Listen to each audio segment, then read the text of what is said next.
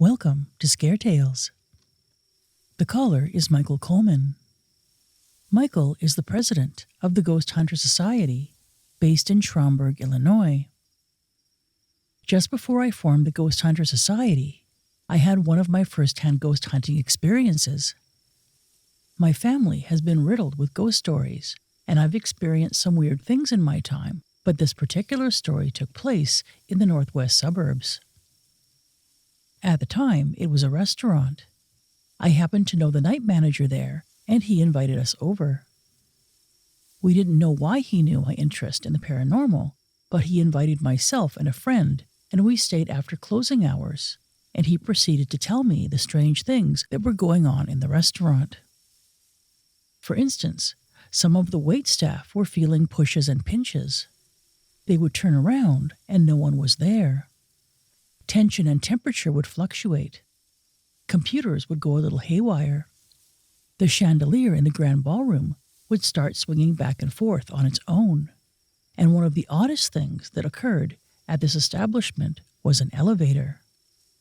It just seemed like a normal elevator, but this elevator would travel between floors, up and down, only at night.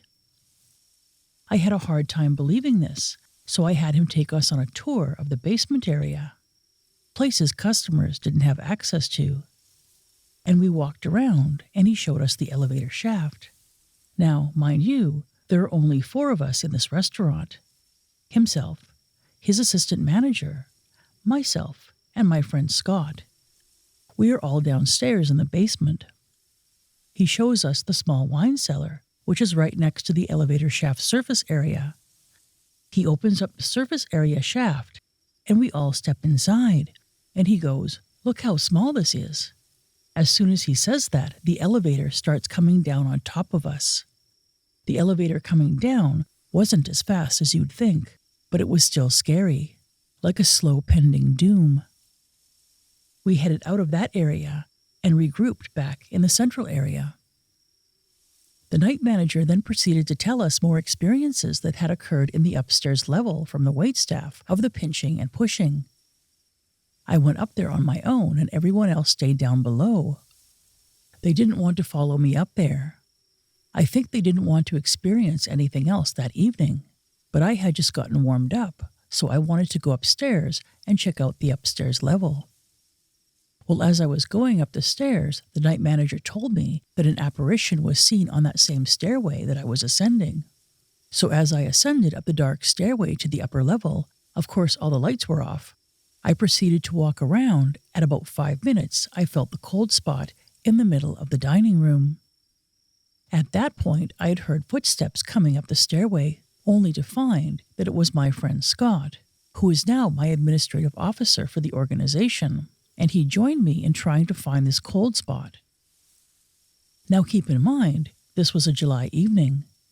The temperature outside was relatively about 83 degrees, and we're inside the building, and we felt this cold, about 20 degrees. It was pretty frigid.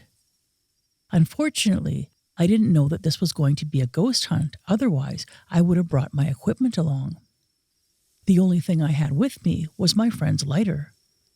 So we went around to the air conditioning vents to see if the air conditioning was on by seeing if the flame flickered, and it didn't. We quickly found the cold spot again, and it started to move. You could go in and out of it. It wasn't air pushing, it was a type of feeling.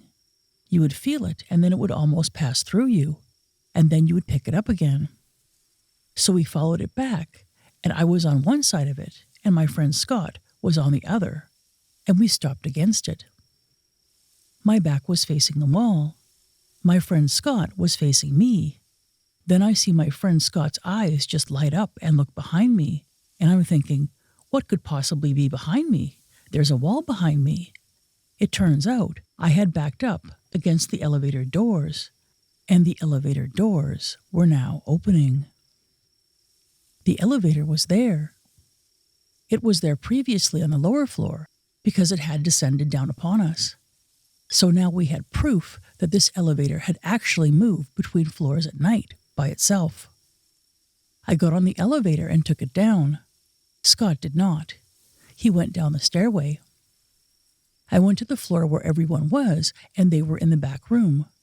No one would have been able to push the call button. My friend Scott had then met me downstairs, and we decided to call it an evening. I decided I would come back and do a full investigation later on. I tried following up to see if I can go back there. The night manager that I knew had consequently quit, claiming that things were going on and off by themselves. I tried to see if I could get in there with the owners, and the owners had moved out, and another business had moved in. 2 months later, they moved out, and currently the property is on the market. I contacted the local realtor that was showing the property. I would buy it if I had the money, but there's not a whole lot of money in ghost hunting. The caller is Tom from Sault Ste. Marie. I lived in Flint, Michigan, and worked at a place called the Castle Theatre. The theatre had a balcony and an orchestra pit, and they ran a bar in the lobby that was known to be haunted. I didn't believe it, but everyone told me that there were ghosts in that place. We used to play laser tag in the theatre part.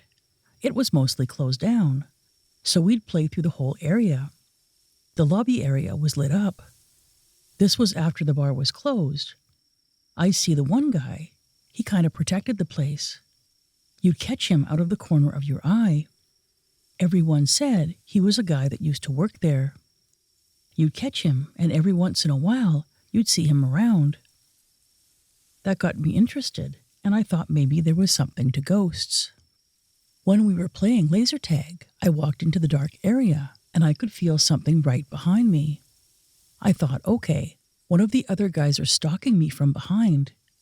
I'm hiding my lights on my laser tag so he couldn't see me very well. I could hear footsteps, and I could feel breathing. I stopped, and it stopped. So I'm like, okay, he's close. I looked around. I didn't see his light. I was like, well, he's got to be here. So I started walking again, and I could hear footsteps and breathing over my shoulder again. I'm getting a little spooked because I thought if I stopped really quick, the person would run into me. Nope, nothing hit me. So I stopped again, and I was thinking, I'm getting a little scared now. I had a flashlight with me, but the rules were you didn't use it unless you were caught in a bad situation. So I didn't want to do that.